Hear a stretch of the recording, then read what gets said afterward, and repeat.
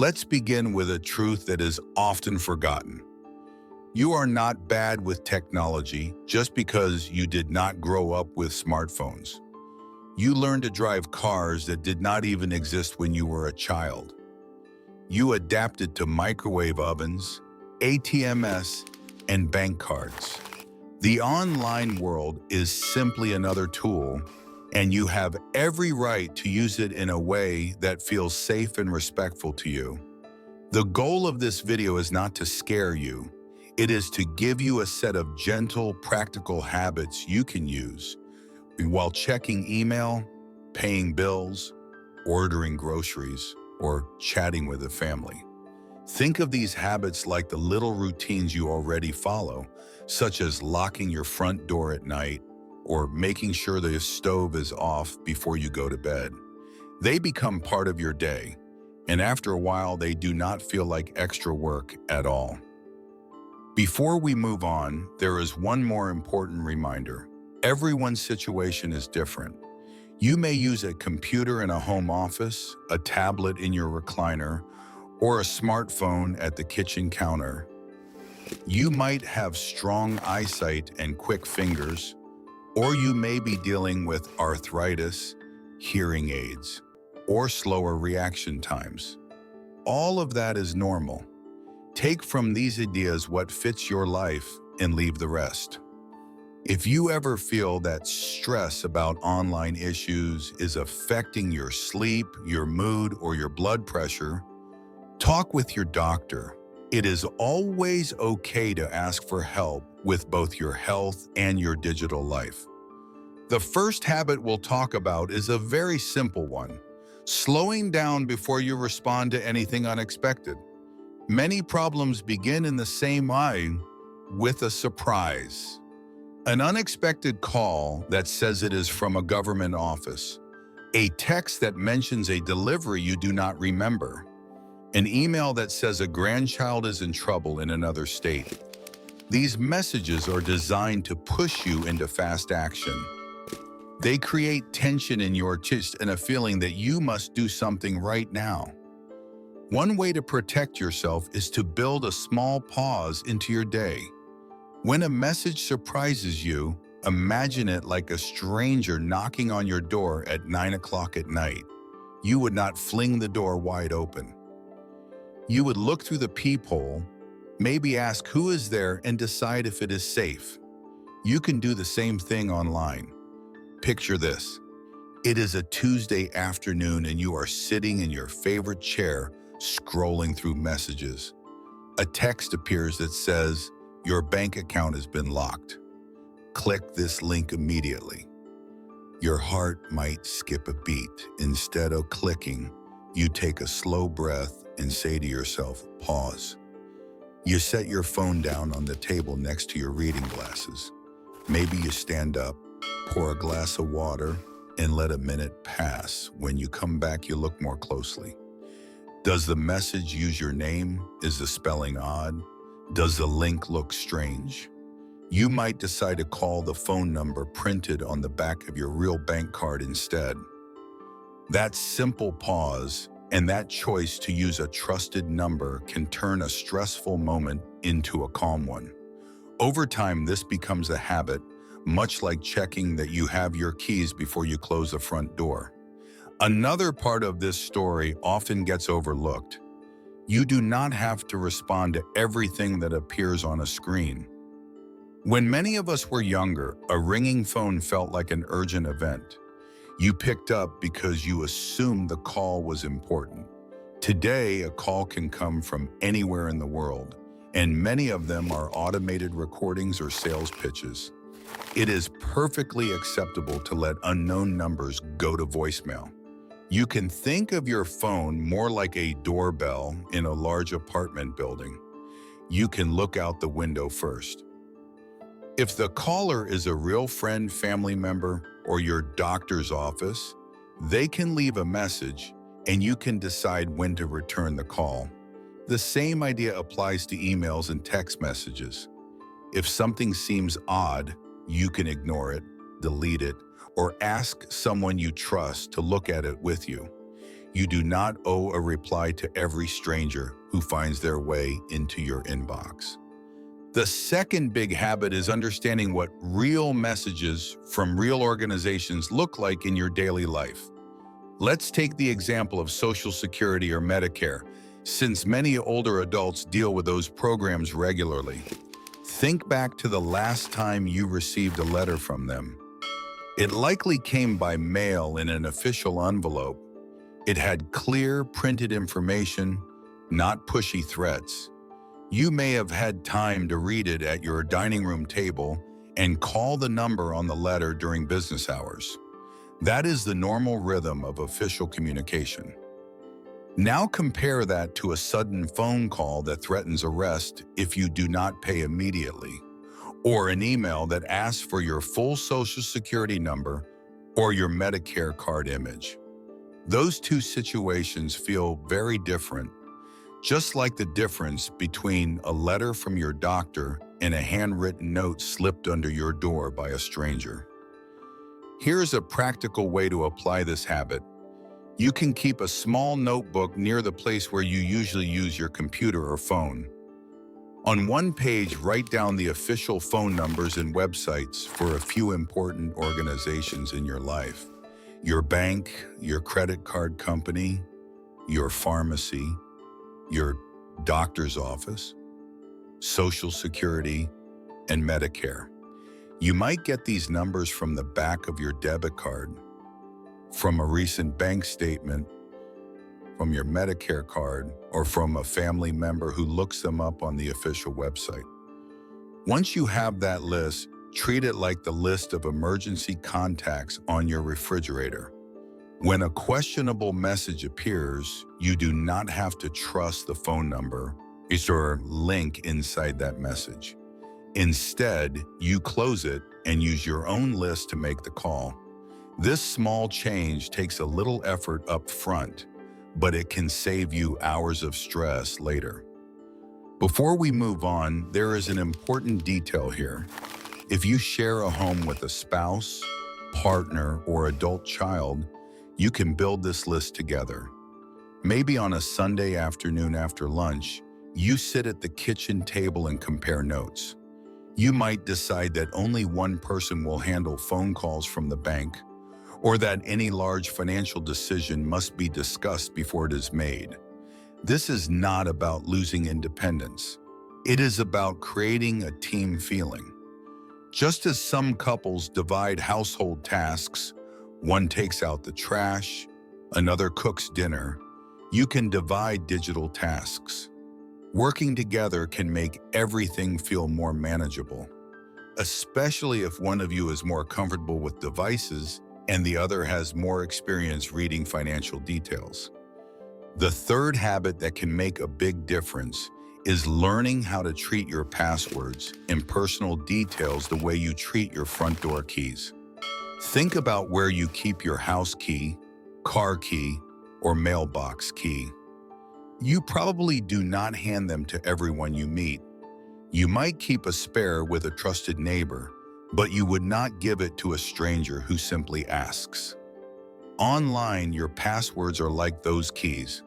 They open doors to your bank accounts, your email, your social media, and sometimes even your medical information. One helpful way to picture this is to imagine that anytime a website or caller asks for a password, it is like someone asking if they can borrow your entire keyring. Most of the time, the answer should be no. On an ordinary day, you might log into your email to read a note from your grandson about his college classes. To do that, you type a password you have known for years. Maybe it is the name of your first dog and your house number. It feels familiar and friendly. The problem is that many people use the same password for everything: email, shopping, banking, and more. If that one password is discovered, several doors open at once. A more secure habit is to have different passwords for different important sites, especially your bank, credit card, and email. You do not have to memorize a dozen complicated codes. You might keep a written list in a safe place in your home, such as a locked drawer or a small notebook that you do not carry around with you. You can also ask a trusted adult child or caregiver to help you set up a password manager program, which can remember passwords for you.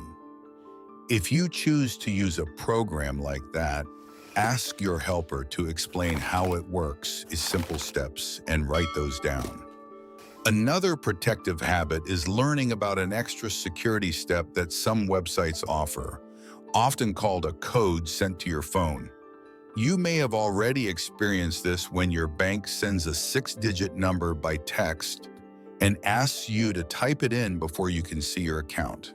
Think of it as a second lock on the door, a bit like having both a doorknob lock and a deadbolt on your front door. If your bank or email offers this feature, it is wise to turn it on, especially for sensitive accounts. You can ask a family member to sit with you at the dining room table and go through the steps together, just as you might ask for help reading a legal document. Every person's comfort level is different, so choose the options that make you feel more secure, not more confused. The fourth habit involves money, which is where many people feel the most anxious.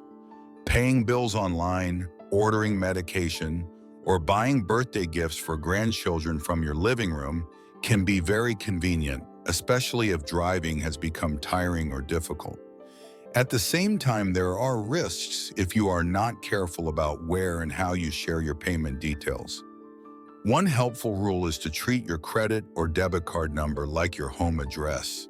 You would not shout it across a crowded store, and you should not type it into any website that you do not recognize or trust. Whenever you decide to purchase something from your living room recliner, ask yourself 3 simple questions. First, did you go to this website on purpose, or did you click on an ad or link that appeared out of nowhere? Second, do you see a small lock symbol near the web address at the top of your browser? Third, have you heard of this store before, perhaps from a friend or a well-known company? Let's imagine a specific everyday situation. It is late November and you are shopping for holiday presents. Your granddaughter loves puzzles, so you search for large print puzzle books for seniors on your tablet.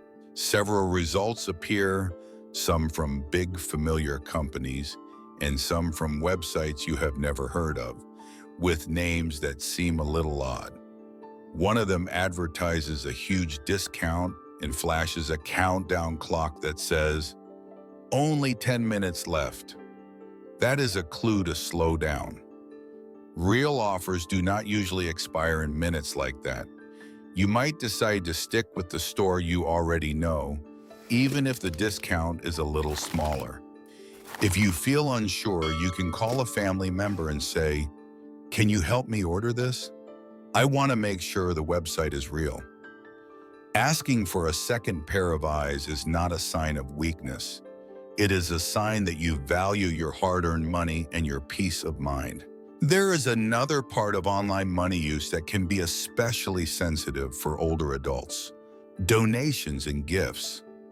Many people in their 60s, 70s, and 80s have long histories of giving to churches, local schools, or charities. That generosity is a beautiful part of life. However, online donation links and emotional stories can sometimes be misleading. A simple habit is to never donate through a link that arrives by email or text, even if it uses the name of a real charity. Instead, if you feel moved by a cause, open a new browser window and type the name of the charity yourself, or ask someone to look it up for you. You can confirm you are on the real website by checking the address carefully. This small step allows your generosity to reach the people who truly need it, and it protects you from those who might try to take advantage. The fifth habit focuses on staying social but safe. Many older adults use social media or messaging apps to see photos of grandchildren, watch videos from relatives, or keep up with distant friends. This can be a wonderful way to feel connected, especially if you live alone or have limited mobility. A simple picture of a baby taking her first steps or a video of a family birthday party can brighten your entire afternoon. At the same time, social media can open the door to strangers who do not have your best interests at heart. A friendly message from someone you do not know can feel flattering, especially if they talk about how interesting your profile seems or how much they enjoy your comments. It is easy to think, what harm could it do to talk? Here is a general rule of thumb.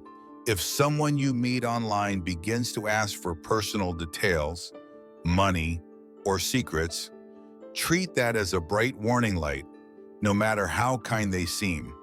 For example, imagine you joined an online group for people who enjoy gardening.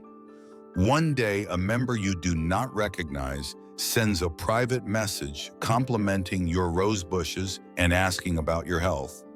Over the next few weeks, they write often, saying how much they look forward to your messages. Then one evening, they mention that they are dealing with a sudden financial crisis and ask if you could send them a small amount just this once. This is a moment to pause and protect yourself. A real friendship, whether online or in person, does not depend on money. If you feel lonely and the situation is tugging at your heart, it may help to talk with someone you know in real life, a friend at church, an adult child, or a neighbor, before you decide what to do. If you find that loneliness is heavy on your heart day after day, consider talking with your doctor or a counselor. Emotional health is just as important as physical health, and there is support available. Another way to stay social and safe is to adjust what you share on your public profiles. Take a quiet afternoon to review your settings with someone you trust. Look at who can see your posts, who can send you friend requests, and what personal information is visible. You might decide to hide your home address, phone number, or the year of your birth. You can still share a photo of your rose garden or your new knitting project, but you do not need to share your daily schedule or when you will be away from home. This is similar to drawing the curtains in the evening. People can know that you live there and that you are doing well without being able to see every detail. The sixth habit is creating a simple online safety plan that fits your life. Just as many households have a plan for what to do in case of a fire or severe storm, you can have a plan for digital surprises. This does not need to be complicated. Start by choosing at least one go-to person for questions. It might be your daughter in another state, a neighbor who loves computers, a grandson who is patient and kind with technology, or a local librarian. Write their name and phone number on a card and keep it near the place where you use your devices. Your plan might be as simple as, if I receive a message that feels suspicious, I will not answer it. I will call or show it to this person before doing anything. You can also decide ahead of time what steps you will take if you believe you have shared information with the wrong person. For example, imagine that on a busy Wednesday morning, while trying to refill a prescription online, you accidentally type your card number into a fake website. An hour later, you have a sinking feeling in your stomach. If you already have a plan written down, the next steps are clear. You might read, call the number on the back of my bank card, ask them to check recent charges, and possibly issue a new card. Tell my go-to person what happened so they can help me watch for other problems. Having this written out removes some of the pressure from your memory, especially if you sometimes struggle with remembering long instructions. It also helps you act quickly without feeling alone. Before we move on to our final habit, there is an important reminder. It is common to feel embarrassed if something goes wrong online. Many older adults say things like, "I should have known better," or "I feel so foolish." But scammers and dishonest people design their tricks to fool smart, careful individuals. They prepare scripts, fake websites, and convincing stories.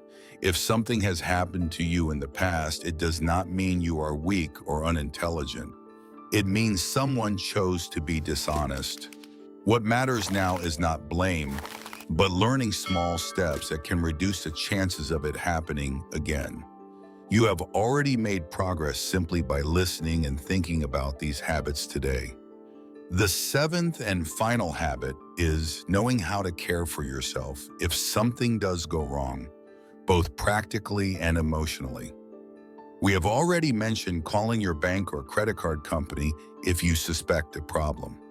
Many financial institutions have special teams that help customers identify and stop suspicious activity. Keep those phone numbers close at hand. You might tape them inside a kitchen cabinet door or tuck them into the front of your address book. When you call, you can calmly say, "I think I may have responded to a message that was not real. Can you look at my account with me?" They may suggest freezing your card, changing your online password, or adding extra verification steps. Following their guidance can feel like cleaning up after a storm. It may take a bit of time, but you are restoring order. On the emotional side, it can help to share your experience with someone you trust. Perhaps one Sunday after church, you tell a close friend, "I had a strange email last week, and it really shook me up." You might be surprised how many people nod and say they have had similar experiences. Sharing your story turns a private worry into a shared learning moment. Some communities, senior centers, or libraries even offer short classes on digital safety. If you feel up to it, attending one of those sessions with a friend can be both helpful and reassuring. Sitting in a room with others your age, all learning together, can remind you that you are not the only one navigating this new online landscape.